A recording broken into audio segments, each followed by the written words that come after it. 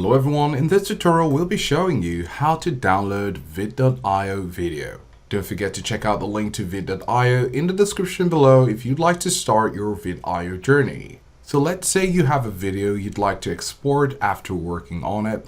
We're just going to look for one of them.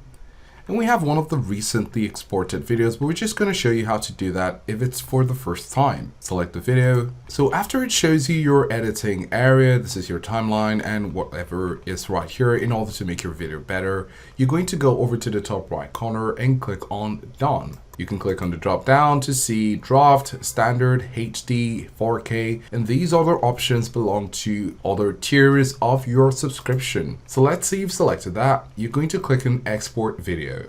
Click on export video. Then it will take you right here. And of course, you have some options right here. The download option is indicated by this download icon right here. So if you click on download, you will be able to download your video from VEED.io.